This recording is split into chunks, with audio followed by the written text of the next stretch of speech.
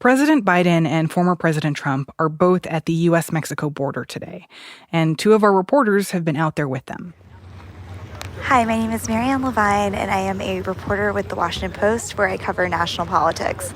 Right now, I am in Shelby Park in Eagle Pass, Texas, which is a border town. Right now, as I look out, I can see the river that marks the divide between the U.S. Mexico border. There are National Guard troops everywhere. I look to my left and I can see a bridge where there are many cars lined up to cross the U.S. Mexico border. Trump has mentioned that he plans to enact the largest mass deportation operation in history. He has talked about wanting to reinstate the travel ban he had that affected several Muslim-majority countries, and he has made the border a central issue in the 2024 presidential race. On the other side of this split screen, more than 300 miles away in Texas, is President Biden. My name is Yasmeen Abutalib, and I'm a White House reporter with The Washington Post. I'm here at the Brownsville Border Patrol Station, where President Biden is scheduled to speak today. He's expected to come and blame former President Trump and congressional Republicans for killing a border security deal that he says he was eager and willing to sign into law that would have provided for the hiring of thousands of new Border Patrol agents, asylum officers, and included a trigger mechanism to effectively shut down the border if it got overwhelmed. This has been a critical issue for President Biden throughout his presidency. Polls show voters widely disapprove of his handling, and he's now trying to take control back of the issue by putting the blame on Trump.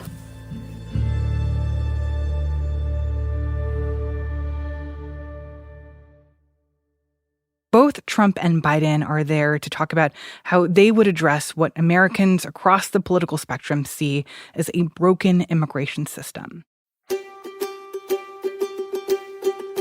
Since Biden took office, the number of people crossing the border has soared. Illegal crossings have averaged about 2 million a year. They're straining an already overwhelmed immigration system. Many migrants who cross the border are fleeing persecution and seeking asylum in the U.S., so there's a huge backlog of court cases. And politicians in Washington can't agree on a solution.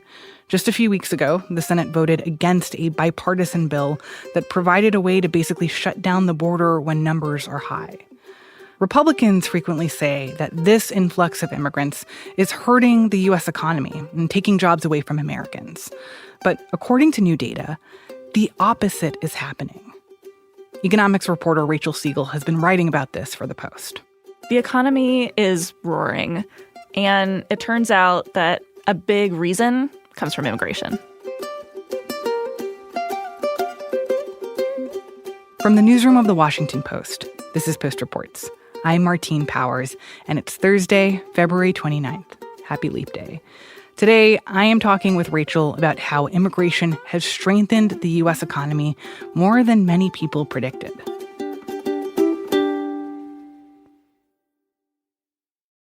Rachel, why has immigration played this major role in what we're seeing in the economy right now? So in order to understand how we got to the economy of today, we actually have to go back many years, even before the pandemic. And it takes us to the beginning of the Trump administration. Over the course of his presidency, Trump took hundreds of moves to significantly restrict the flow of immigration at the southern border. Our order also does the following: ends the policy of catch and release at the border, requires other countries to take back their criminals. They will take them back.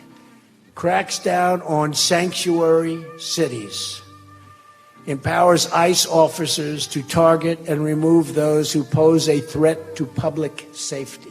And so that meant that when the pandemic hit, the country was already off trend for how many immigrants would have been working and living in the United States.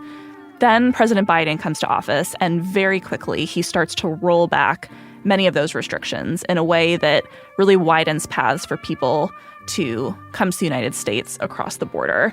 I'm eliminating bad policy. What I'm doing is taking on the issues that 99% of them, that the last president of the United States issued executive orders I thought were very counterproductive to our security, counterproductive to who we are as a country, particularly in the area of immigration. But also, the economy is starting to snap back from the pandemic. We saw these industries that had been practically gutted overnight suddenly scrambling to hire enough workers. This was around the time when people were getting vaccinated, they had some stimulus cash in their pocket, and all of a sudden they wanted to take a vacation. They wanted to go out to eat. They wanted to go to a concert or a movie. It was a lot of those service industries that suddenly didn't have the workforce to match the demand that was coming at it. Employers were desperate to hire. They started raising wages. And increasingly, as more immigrants started arriving, they were the people who were able to get hired into those jobs. We're also talking construction. We're talking a lot of types of manual labor jobs. And suddenly that meant that these gaping holes in the workforce were not only filled by the new immigrant population, but that those industries were then able to keep growing as people continued coming north. I saw a really surprising number in your reporting that between January of 2023 and January of 2024, that 50% of the labor market's growth has been from foreign-born workers, which is a lot. It's a lot. And even before that, if we looked at the middle of 2022, the foreign-born labor force had grown so fast that it actually closed the labor force gap that was created by the pandemic. So what we have is immigration that not only quote unquote plugs these gaps that we saw in the labor market, but then propels the job market and with it, the overall economy forward much faster. But I think in hearing this, it feels pretty surprising, right? Like this runs counter to the narrative of the role that immigration is playing in our country right now. Well, it certainly runs counter to much of what you'll hear on the Republican campaign trail among Republicans on the Hill, who are not quick to say that immigration plays a crucial role not only in the economy, but in economic growth overall. But from the economic standpoint, we heard from economists who just said that you cannot have this kind of growth without the influx of immigration that we've seen, and that is a flow that is expected to continue. Obviously, it depends on who wins the election in November, but the kind of economic growth that we're seeing now just really seems to be one that you cannot tell without pinning it to an enormous surge in immigration over the last couple of years. And when you talk about the impact that immigration has had on the economy in the last couple of years, is there any sense of like how much of that is coming from people who immigrated legally versus people who do not have legal status in the U.S.? There isn't super updated data on how many new immigrants in recent years were documented versus undocumented. The best sense we have would be like something from the Pew Research Center, which showed that in 2021, 22% of the total foreign-born U.S. population was undocumented. That was down compared to previous decades. Meanwhile, we saw the legal immigrant population grow over the last couple of years. And Rachel, I know that you and your colleagues have been talking to people, including asylum seekers, about what the job market has been like for them this past year or so. So I just love to hear a little bit more about that. Yeah. Alexander Santander is a worker that my colleague Lauren Gurley spoke to. He walked from Venezuela, trekking for 2 months with his family, which included 2 young children, to get to the Texas border last fall.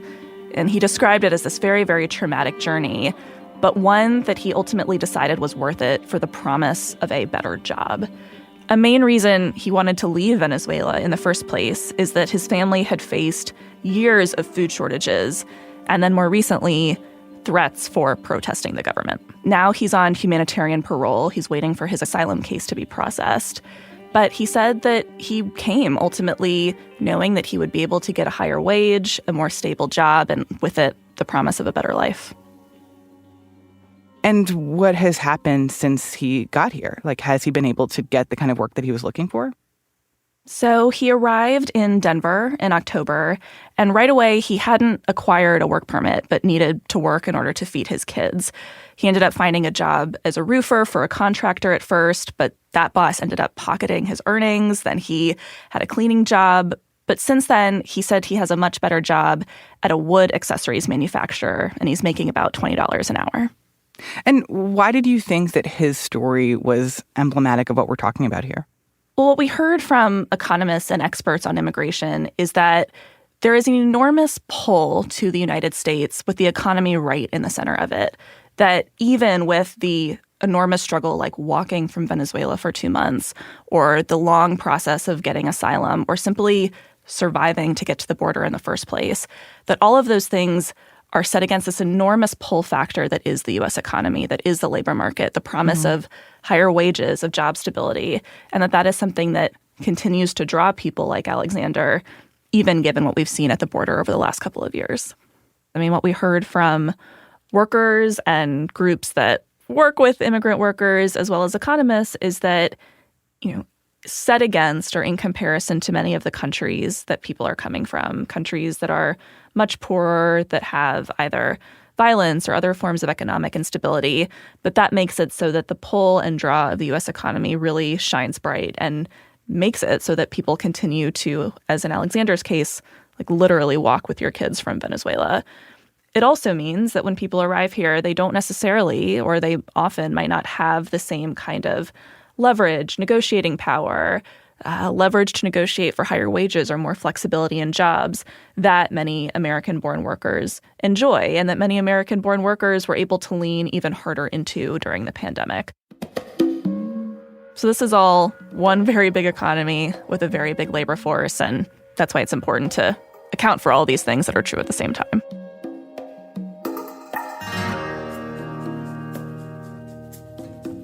After the break, Rachel explains how proposals to reduce or stop the increase of migrants crossing the border could impact the labor market. We'll be right back.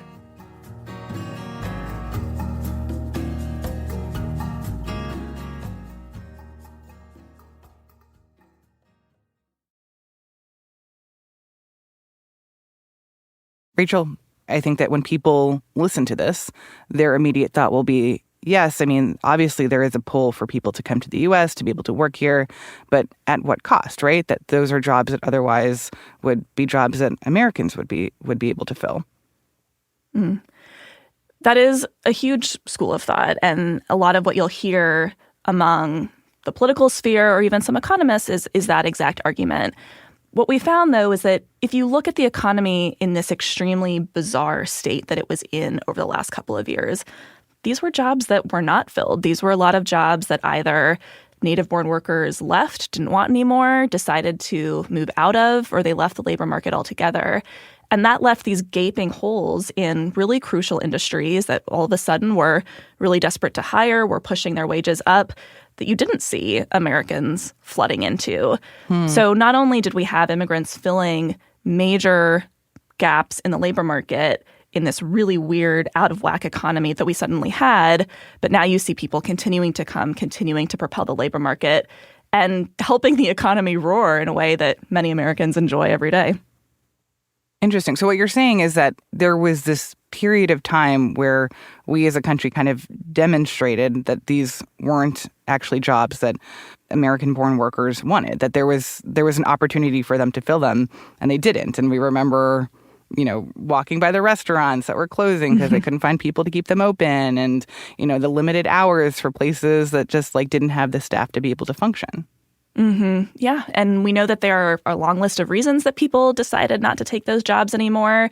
The virus was everywhere. Kids were home from school. People reevaluated what they wanted to do with their careers altogether.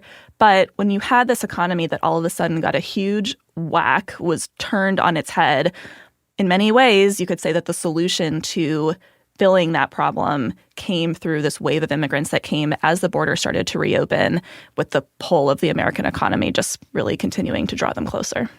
But still, I mean, I guess thinking back to 2 years ago, right, we were talking about, because of that shortage in the workforce, that American workers had more power than ever before, that they were seeing higher wages, more benefits, because there was this competition to get this limited pool of workers, and that the American workforce saw all of these gains from companies that were kind of bending over backwards to be able to attract them and retain them. Mm-hmm. And the sense that I've gotten in the couple of years since is that that is no longer the case, is that American workers are like feeling their power kind of ebb.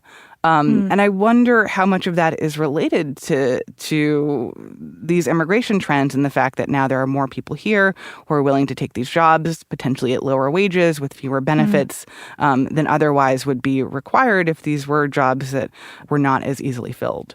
I guess one thing that comes to mind is that we're talking about the labor market in a bit of a generalized way, right? The labor market is an enormous spectrum with all different types of jobs. And a lot of the jobs that this new immigrant population is moving into are lower wage jobs, often jobs that have to be done in person, that can be very physically demanding, jobs in the service industries, in construction, in hospitality and leisure. And in some cases, those may have been jobs that American or native-born workers moved out of, moved up into other industries, moved into jobs that did give them more negotiating power to spend more time at home, to work shorter hours, to have more flexibility, and to lobby for higher pay. So in some ways, we might be talking about different types of industries and different types of jobs, but also a lot of these service industries that were so desperate to hire were not seeing native-born workers flood back in. And that was part of why wages climbed, why there was such a desperate move to hire. And in some cases, it ended up being that this new immigrant population stepped forward in ways that maybe American workers did not. And have you talked to any business owners about the effects of all of this? Or what did they have to say about how the immigration trends of the last couple of years have had an impact on their business? So my colleague Meryl Cornfield talked to a business owner in Dalton, Georgia, which is known as the carpet capital of the world. And this guy, Jan Pourquoi, leans so heavily on the immigrant population. He basically said the entire economy around him would collapse without immigrant workers. He owns a rug company with a warehouse near the city's railroad tracks. He pays $11 an hour for jobs like cutting and sewing door and bathroom mats. And he doesn't ask about paperwork. He knows that there will always be workers coming to try and fill jobs at his company. So he says that more needs to be done to stop the flow of immigration at the southern border. He doesn't think the border should just be completely open to anyone all the time, and that the government plays a really major role in moderating that. But he also said that if there were really strict immigration policies that shuttered the border altogether, that would slash his workforce. He himself would be raising wages in order to draw American-born workers. And that would make it difficult for him to compete with foreign companies that can offer cheaper wholesale prices. So he really put the blame on politicians and the government for needing to find, and not yet doing so, the right way to moderate immigration at the border, but still do so in a way that can support his business and the economy.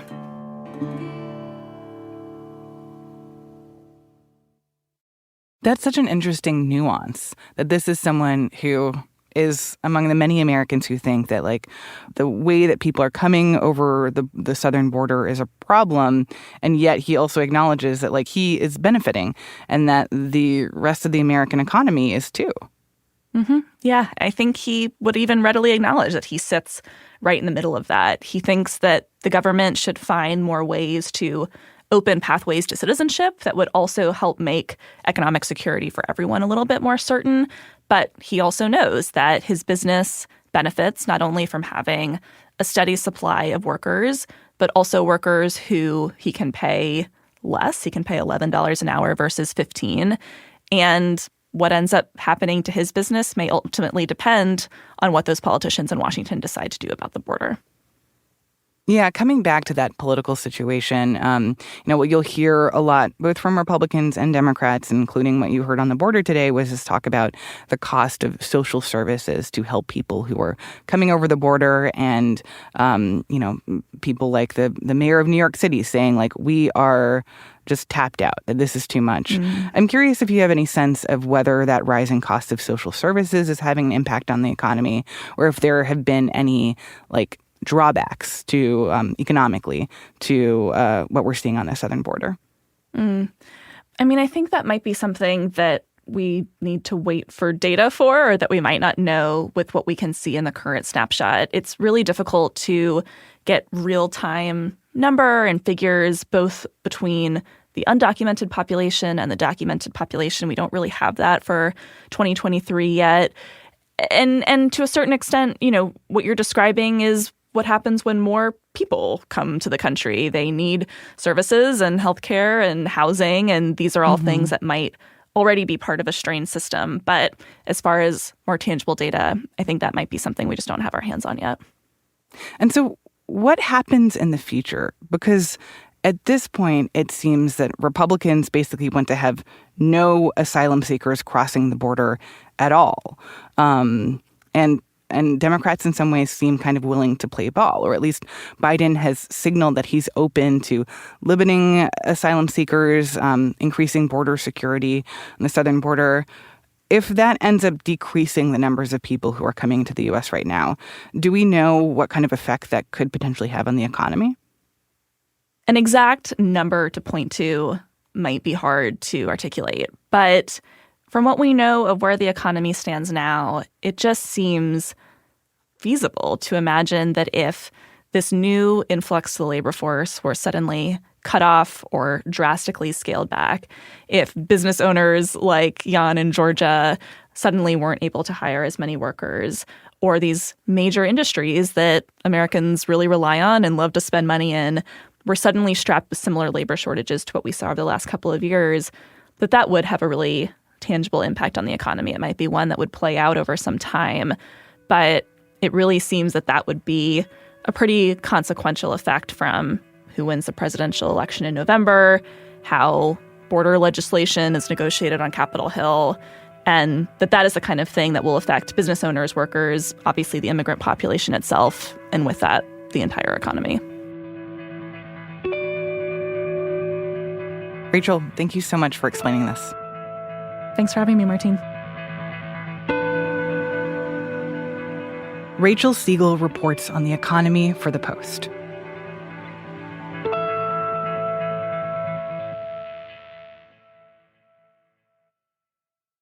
Before we go, we've got updates on a couple other stories that we're following today, including some really tough news from Gaza. Officials there have accused Israeli forces of opening fire on a crowd of people who were waiting for humanitarian aid. They say that more than 100 people were killed today and hundreds of others were injured.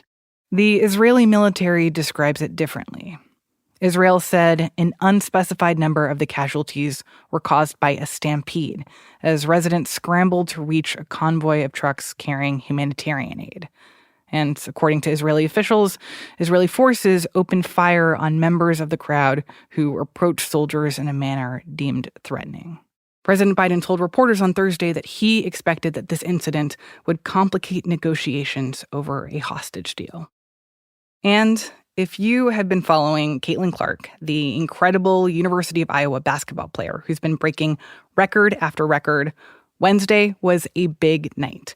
By scoring 33 points in a win against Minnesota, Clark pushed her college career total to 3,650 points, more than any woman who has ever played major college basketball. With all of this excitement around Clark's game, she is driving sky-high attendance from fans. The average purchase price for a ticket to Iowa's next game against Ohio State on Sunday is $546, the most expensive on record for any women's basketball game, college or professional. That's it for Post Reports. Thanks for listening.